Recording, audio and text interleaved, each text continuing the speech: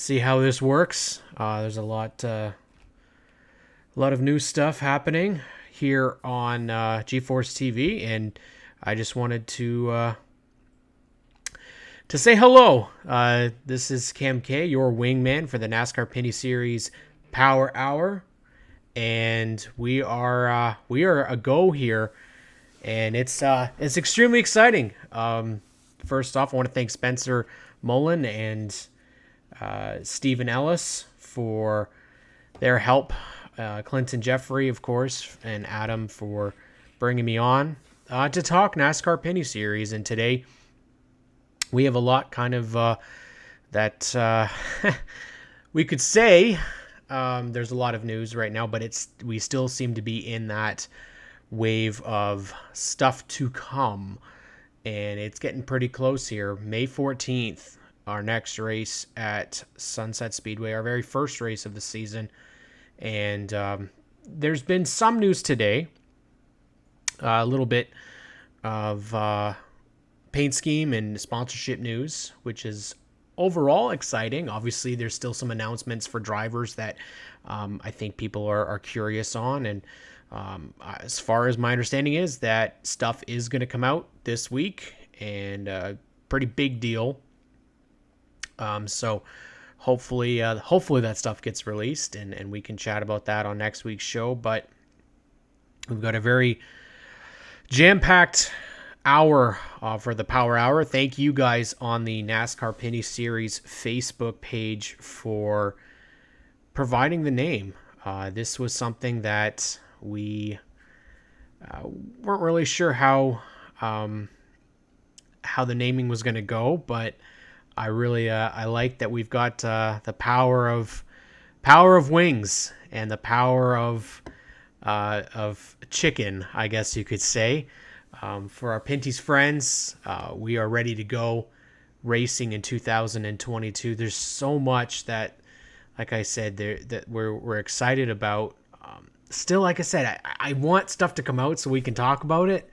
It's just not all the way there yet. But today we did get some cool news. We'll share that. But we're going to go back to earlier in the past week, and we got to take a look at this beautiful thing.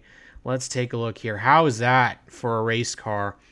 Rafael Lessard was kind enough to share his car for 2022, and it's a little bit busy. I think we can say it's got a lot of companies on there, but his combination effort with Ray Quartermash Jr. is definitely looking up, and I think we can be really excited about this. I'm sorry that I am distracted. I'm still trying to figure out how to do everything here. It is still a lot of doing the technical stuff while hosting at the same time, but we'll get started really with this beautiful car. First off, I'm not going to say last year's was lost a little bit, but it was a little bit different for sure. I think the increase of the blue color here really does it for me this year. Obviously, there's some people that are going to say, hey, you know what? That's not really where the number's supposed to go. I totally get that. But EHR and Rafael Lessard, Ray Quartermash Jr., I think we can expect that we're going to see this car up there quite a bit this year. So a beautiful looking ride. And I think it's something that we can actually be happy that we're going to see Rafael Lessard here. He's going to be on all 7 oval races this year. That includes Ohsweken Speedway. That includes Out West, and it includes Eastbound Park. So you know that he's going to put on one heck of a show out there. The biggest thing about Rafael Lessard's career is that, well, it's kind of all over the place right now. He did start out here. He got an opportunity at KBM and won a race for them after a full-time effort, but since that time, it's kind of been up in the air. And for him to be back in this series, in the True North Strong and Fast for 2022, it's going to do a lot of great things for us. Not only are we getting to see this amazing young talent, but he's also going to have to compete against a lot of other young talent. Mainly, I think the biggest young name out there is Trayton Lapsovich. And Trayton today, They revealed his number 20 ride. As we take a look here at his absolutely beautiful number 20. How about this? Jerry Hall, one of the best paint scheme designers that we have ever seen, and he does an amazing job for 22 Racing stuff, and I absolutely love this car. I think it's last year's was great. It was, but just a solid black. I think it was a bit time for a bit of an upgrade, and that's what we got. And it's great that we're going to see some new companies on board with the number 20 car this season. There's always a little bit of a apprehension about changing things up, but I think this really does look fantastic. You've got a lot of different sponsorships on there. First off, the Foundation Building Materials, brand new sponsor coming up. It's going to be on the hood of the car this year, along with RGC Sports, Quick Wick, and then I think you've got a new sponsor in Delta Bingo and Gaming, which is really nice to see that. A brand new series sponsor, and of course Ramset coming in as well. As you see, they're just on the B pillar, but having more companies on race cars is something that we want to be able to see, and RGC Sports is doing something great, and this is really the first reveal for the RGC group this year, because we do have, at least that we know of, 3 other cars that we're going to expect to see, the 2, and I'm not sure 100% if Brandon Watson is officially an RGC Sports car, and then of course Mark Daly, and perhaps there'll be some more that we'll see in the future, but as of right now, this is one of the most anticipated paint schemes for myself, just because obviously when you go and see a car, and this was up front quite a lot last year, so having a little bit of an upgrade in the graphics department and a little bit of a fresh up makes it look really, really nice and special. So I wanted to hear what you guys think about that number 20 car. I think it looks really slick, and one of the things that is fun about these is that Quick Wick, obviously being on that car, I think we would typically think that we'd see flames and everything on there for Quick Wick, but once again, seeing the support of these companies is awesome. It's really great to see that, and for one thing, I think we can be quite happy to see sponsors coming into the series. It is something that for a long time has been very difficult for the NASCAR Pinty Series fans to see empty cars, but for what it looks like so far, we're going to have a big change around. Obviously, one of the things that I wanted to talk about today was where we are in terms of our field. We are only a couple of weeks away, and it's crazy to say it, but we're looking at it going 2 weeks, and we're at the track at Sunset Speedway, and this series, we need to get ready to go. And I don't know exactly where we are in terms of parts and everything. Tires are another big thing. Personnel, I've also heard, is hard to come by. So hopefully all of those things are sorted out. It is going to be a little tough. I would imagine this year you've got gas prices that are really going to impact teams, and that is tough. It is something that we're going to see. Obviously, it's not anything that the series can do. Unfortunately, it is. It's just the reality of the situation here, right? So, but we're starting off well with this 2022 paint scheme reveal. Obviously, we've seen a couple others. Brett Taylor's was revealed pretty early on. Mark Dilley's, I'm not sure if that's the official paint scheme, however. So, and then the test car that we saw for TJ Ranamato that was out at Delaware Speedway this past weekend didn't have any graphics on it. So I wasn't going to show that because there's no sense of doing that. But obviously there's some interesting things that I'd like to be able to go over in the time that we do have here tonight. It's still a learning experience for me, so bear with me. We're still trying to figure stuff out, and it'll be fun, I think, when we add all this stuff together and we really get forward progress here for when the season starts. I mean, when we're getting car counts that sound like they're going to be pretty good this year, and as we've known, again, car counts across racing are tough. They're tough to come by. So here we are. Let's take a look at the current roster and where we could potentially see some changes. Now, there's a lot of stuff that is still to be decided. Now, I actually don't have the graphic put up yet for the stream here, and I'm not going to go off and do that right now. I'm just going to kind of go over to where we are. So a question was posed to me earlier in the day about what we're looking at in terms of car counts at Sunset Speedway. The reality of the situation in this day and age is this: we don't really know, because a lot of factors can come into whether or not somebody's going to actually make the race, weather being one of them. And of course, whether or not parts and personnel are available. It's not as straightforward as, say, the Cup Series or Xfinity Series is.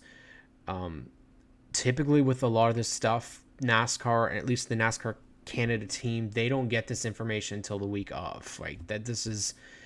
It's not, it's not where you have J-Ski and you have all the other people reporting on and checking in with teams whether they're going to be at the racetracks. That's just not really what we have here. But as of right now, I think it's a very, very good bet that we're going to see at the very most, or sorry, not the most, we'll say the very least, at least 18 cars like we had last year. Where we're going to get questionable is if it's in the higher 20 to 25 range.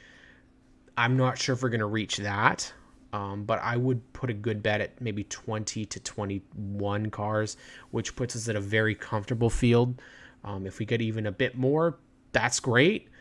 But one thing that we saw last year is a lot of carnage at this track. There was 2 races, mind you, and 2 races is great. But also what that means is a lot more potential for carnage. And we don't need that. We don't want cars being destroyed first race out, especially when parts are hard to come by. I know there's been a lot of hard work put in by the race teams in the off season, and we're going to see that.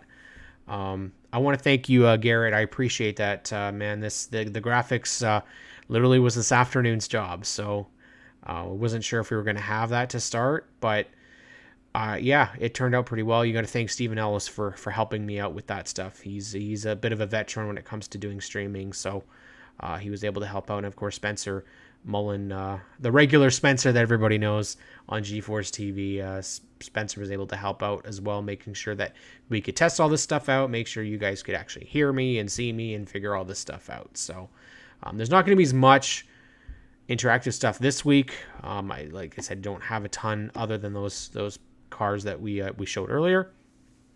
But the roster, like I said, looking pretty good. I think for 2022. Now there is some changes, obviously, from the one that is on the Facebook page that I expect that we're going to see. I don't know some of the statuses of other drivers. Kyle Marcelli, for example, is driving an IMSA this year, but did reach out on social media and say that, oh, you know what?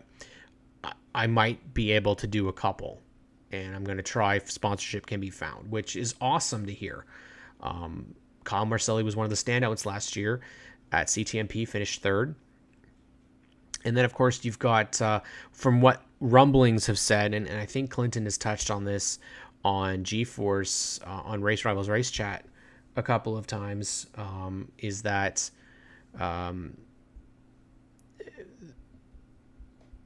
there's potential Glenn Stiers is going to have 2 cars. That would be fantastic, and we'd love to see Glenn Stiers racing out there, because he's had a lot of great racers that he has helped, and I spoke with DJ Christie this past week at Motorama, and if you don't know DJ, he is a standout out of Shwekin Speedway, running the Pinty's Knights of Thunder, and I think it's 360 tour, for Quick Wick, and Castrol Edge, and I asked him straight up, would you want to race if Pinty's spot became available at Shwekin? He said, absolutely. So obviously there's a lot that we can look forward to this season if there's that much interest just in Shwekin alone. You also have races at Delaware Speedway that are at the end of the season, but Delaware Speedway is going to become, I think, a really big finale, just like Jukasa was. I think we can see that going forward, building into the Fall Brawl, having all those other racing divisions there. I think it makes it a little easier for race or sponsors to be like, you know what, maybe we'll help out and get somebody into a Pinty's race for the finale. It's a great opportunity to get eyes on these other racers, whether they're young, experienced, inexperienced, but it gives a great opportunity for people. So that's one thing I think that is going to be very fun this season, is to see who else will get the opportunity to run in this series. We talked about Glenn Stiers. Obviously, he got a chance to run last year, and I think that would have been fun. That's probably fun for him. He's done it all for years, and it is definitely something that I think we can look forward to, is having a name like him being involved with this series, not just because we're going to be able to see him in a race car, but also because of Shwekin Speedway, knowing we're going there for 3 years at the very least, and that they're really putting on a fantastic program there as well. So going on the tour here of drivers that we have confirmed for the series already, Glenn Stiers is one of those. Whether or not he's actually going to be full season or not, it is still iffy. I don't know whether there's been confirmation as to how many races he is. I know the plan, though, is potentially for full-time. And I mean, he's got to run Shwekin. That would make no sense. So I think we'd expect to see him there once again. JP Bergeron is going to run for Dave Jacobs Racing. That is supposed to be a full-time effort. What my curiosity is peaked at is whether or not that's going to be a Ford Fusion or whether or not that is going to be a Ford Mustang. I've been told that there is Ford Mustang bodies. I still have not seen, we haven't seen the actual car yet. We've only seen renders. So hopefully we'll get to see the Mustangs. If not Fusion will still do. TJ Renamato will be back in that number 2 car, although he did have somebody who revealed himself on our Facebook page at Delaware. Trayton Lapcevich's older brother, Caden, was actually shaking down the car for TJ Renamato. So maybe there's something in the works there. I don't think that that's too far off of a possibility. I think that Caden, obviously he had his championship year and ran the following season, but whether or not he's going to be back in some capacity, obviously it's not for me to confirm. He'll probably make mention of it if there is a future for him in the series. And it's curious because I know he's been running down south the last couple of years, so I'm not sure if that's still happening for him, but it would be very cool to see a former champion come back. Obviously Alex LeBay running down south in the Xfinity series. Not sure where his future is heading as well because of sponsorship situations. So hopefully we'll be able to see Alex at some point this year as well, as he was supposed to be at the Autodrome Chaudière race last season, but that did not happen. Rafael Lessard is going to split the season with Ray Cornamash Jr. in Team 3 Red's number 8 car. Of course, that was vacated from Shea Gemmel, who's back in the APC series full-time this year. Brandon Watson, now that's the name I think that most people need to be watching out for, because Brandon Watson is good. He is extremely, extremely fast. And we saw that last year. We saw that his efforts in Mark Dilley's 64 car were phenomenal. They were some of the best rides that car got the entire season.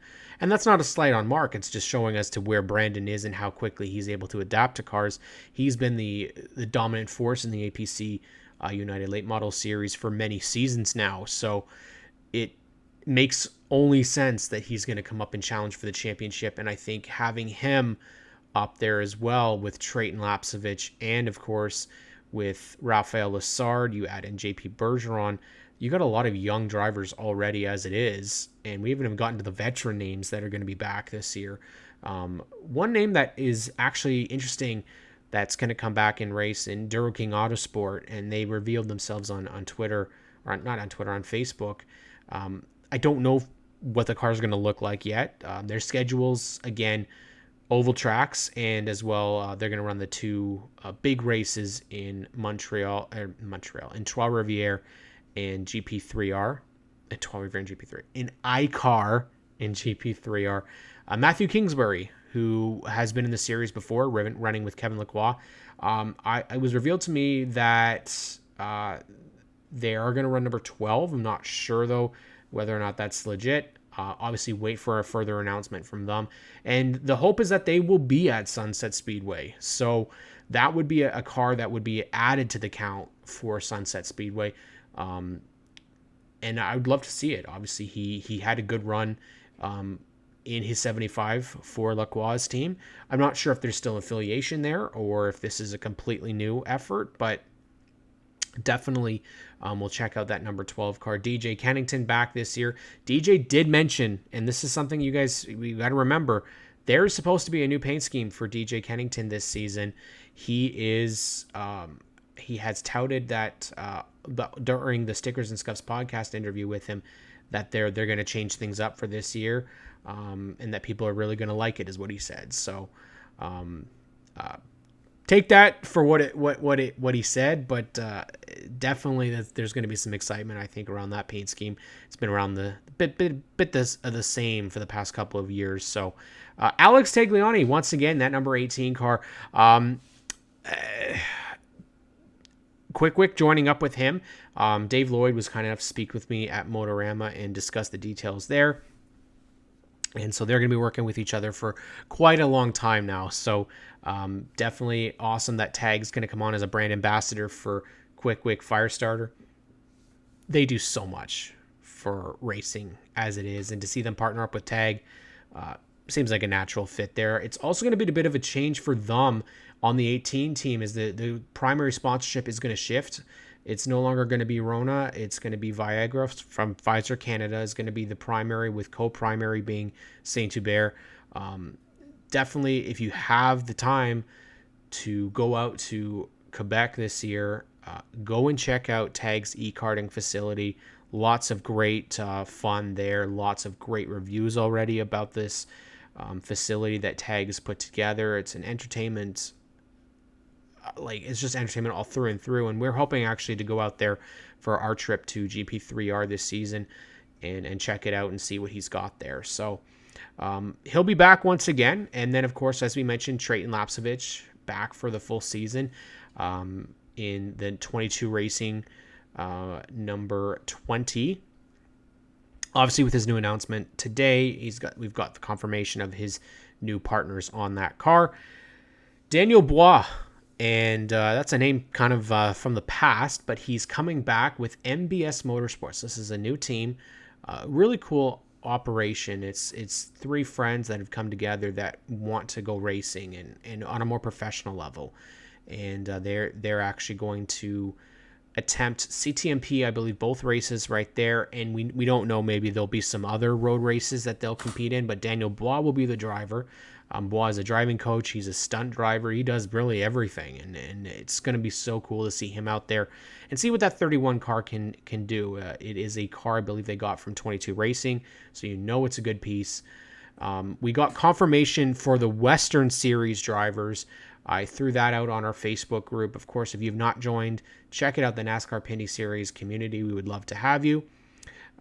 Jamie Krizik has confirmed that he'll be back in the Crown Pell 34 Chevrolet for the Western races, and Jamie's not been able to race in the series for the last couple of years because of COVID, so glad to see him back. The Western Series guys and gals are always it's always great to see them. And speaking of which, Chantel Kalika, if you check it out on our page, revealed her new wrap that's gone on her trailer for 2022. So that's really exciting as well. Chantel will also be out west to run those races. I have not heard either one, her or Krizik, coming out east to do any races. Hopefully, if there's a possibility to do Delaware, like they did for Jukasa, that would be something I think that we wouldn't mind to see. But that's where they're headed. LP Dumoulin is back once again, the champ for 2021. Three-time champion is going to come back in search for his fourth championship.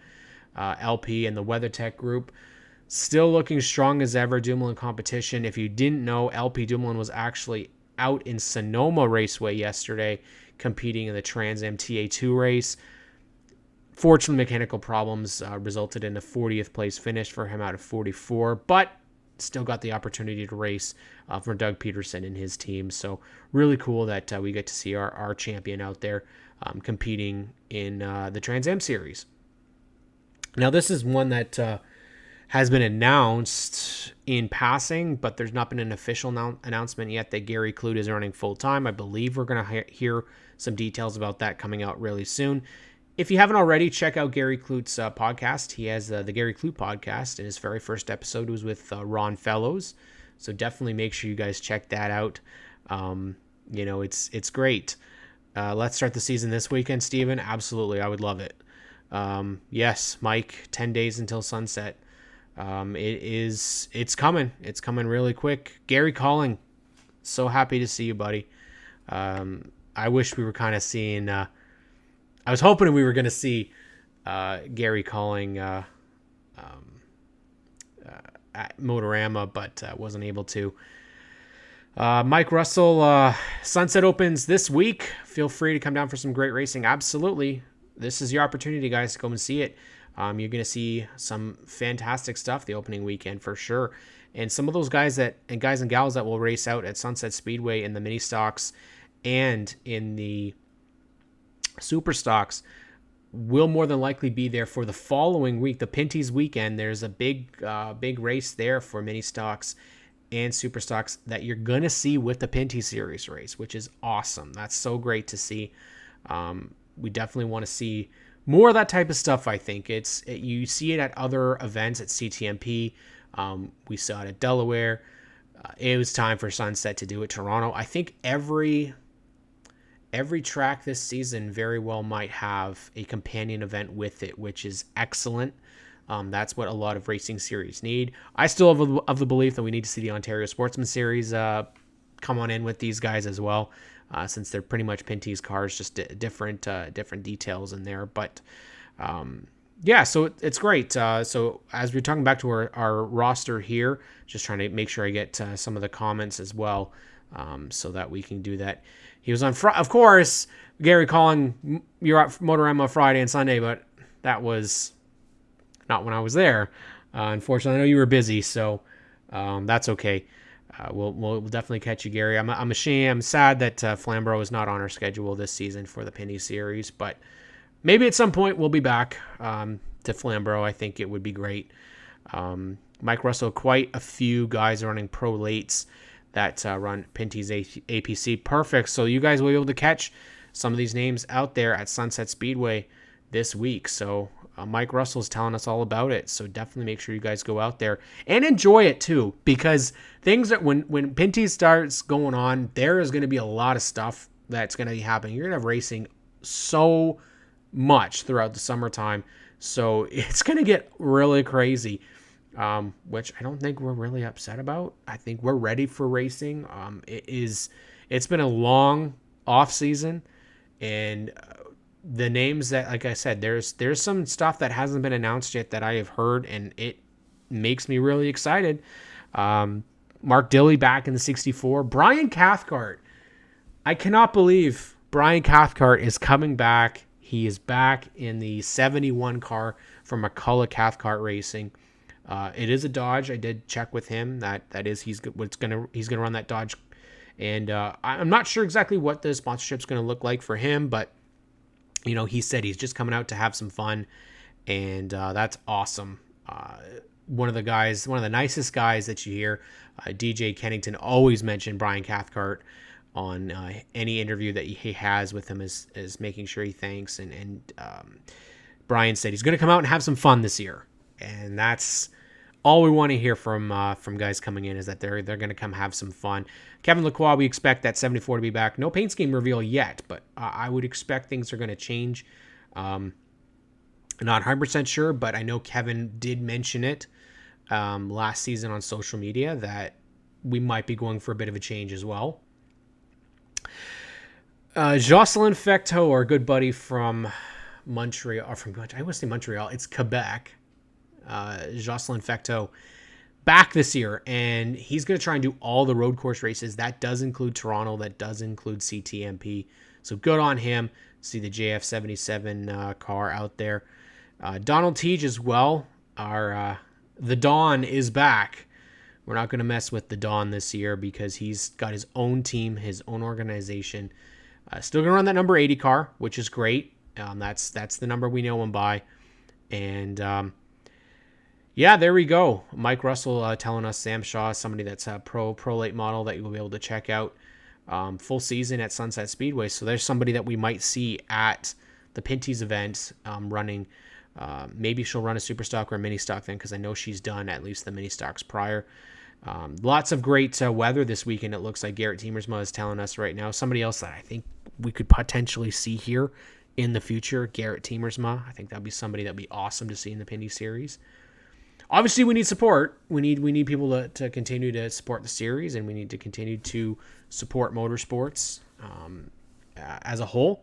GeForce TV is a perfect example of that. They do an amazing job, and I'm so glad that I'm here, part of it. They're definitely doing some great things for these tracks and for these racers. We'll continue on. Larry Jackson is back, and I have a good buddy in Phil Winter who works with the Larry Jackson team, who did say there's some good things coming. A bit of a different look potentially this year. They revealed their pit box, and it looks really great. So if they're going with that for the car, I think we're in for the most electrifying car on the grid this year, with the most electrifying driver, Action Larry Jackson, once again back. Sam Fellows also confirmed that he is back. Ron Fellows' son. Ron, we talked to last year, did not rule out potentially doing a Pinty's race at some point. It'll be a little different, I think, for Sam this year, because he'll be attempting the full season. Still going to run the 98. I don't have any other further details than that, unfortunately.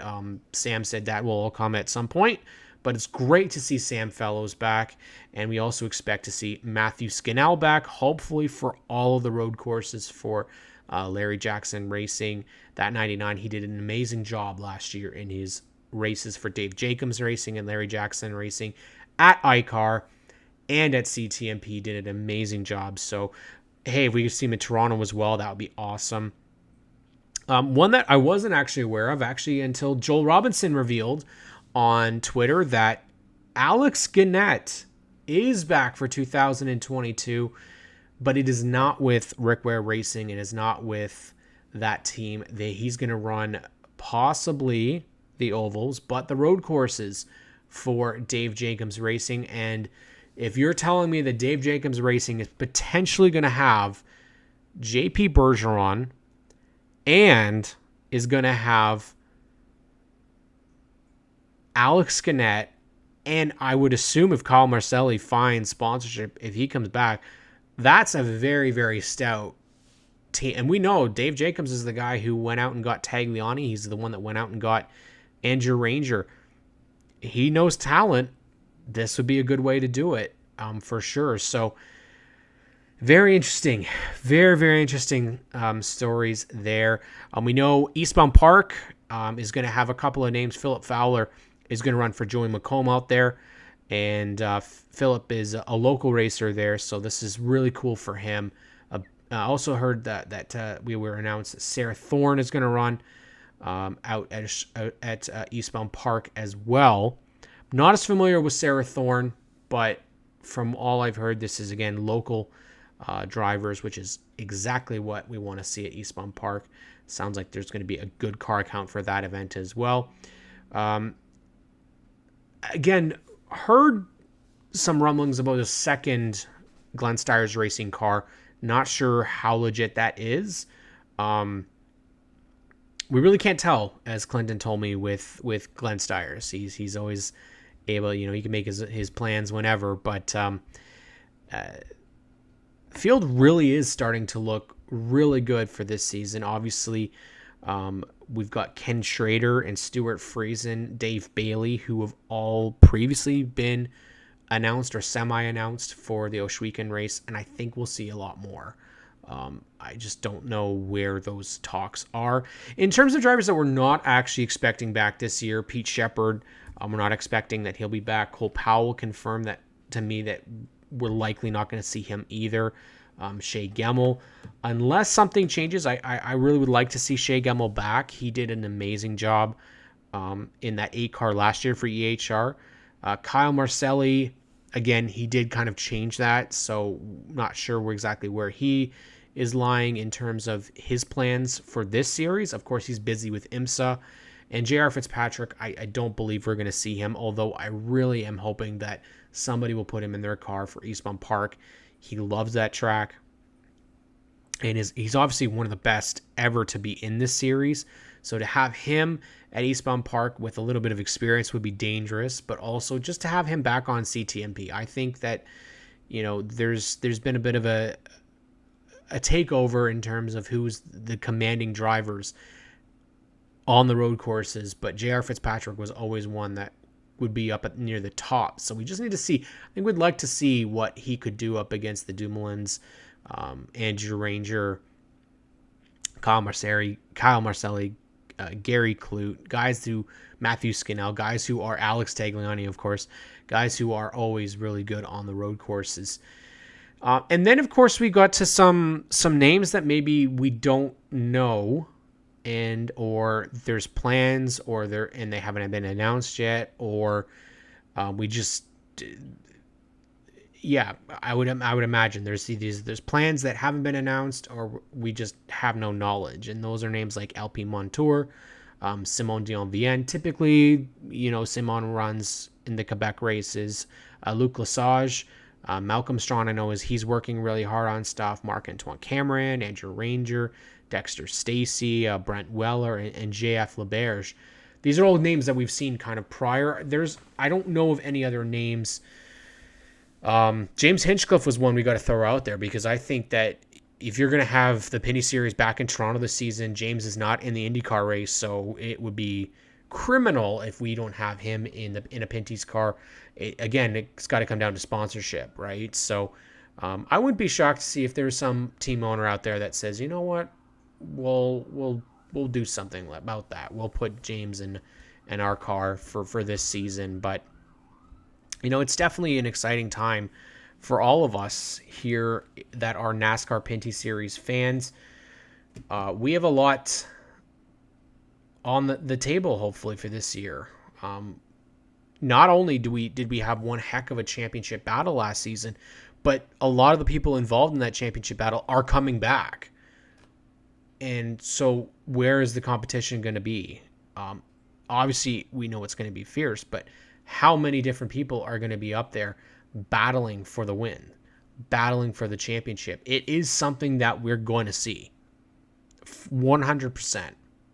You're going to see a lot of names out there. You're going to see some battles. You're going to see probably some craziness. It is, and I know I'm not sure if I can break news right now, but I've just been told that one of those drivers that I announced that was unannounced is going to be announced tomorrow. So you got to make sure you tune in. There's going to be some information coming out about one of those drivers that I mentioned that had unannounced plans that is coming out tomorrow. So Tuesday, the news day for the NASCAR Pinty Series. And that's not the only news that I know of that should be happening this week. There is supposed to be a big announcement as well later in the week. I'm not sure exactly on that, but I'll let people guess as to who they think that is going to be around. I just want to say before we start wrapping up here, obviously these are normally an hour-long broadcasts on GeForce TV, on the NASCAR Pinty Series community page. Thank you guys so much for tuning in. This is something that I never thought would ever happen. I don't have a ton of experience being a host aside from doing our Stickers and Scuffs podcast, but this is something that I absolutely love to talk about. I love this series with so much in my heart, and I really want to see it succeed, and I want to see it grow. We know in Canada that we have amazing racers, we have amazing teams, and one thing is that we typically forget is we have amazing companies and amazing brands, and we tend to lose those. And hopefully we'll be able to bring some new eyes to the series and build as much as possible. I don't think that having a strong Pinty series hurts lower divisions. I think it helps. I think you need to have a strong top to work its way down to the bottom. I think if you can get interest at the higher level, you can sure as heck get it down in the lower levels. I don't think that, I don't think that we're going to be able to, I don't know what we're going to say at the end of this year, but I really think that this year's season will put us in an even better position than 2019 did. And that's the truth. At the end of the day, we're lucky. We're lucky that we have this series. We're lucky that we have such amazing people that want to stay in it, that want to continue to help.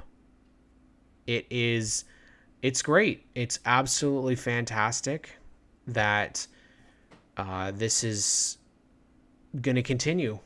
I think 2019 was a great way to end a season, but 2022 is looking like it's going to be one of the best ever. Make sure you guys follow along all season long. NASCAR Pinty Series on Instagram, NASCAR Pinty Series on Twitter, NASCAR Pinty Series on Facebook.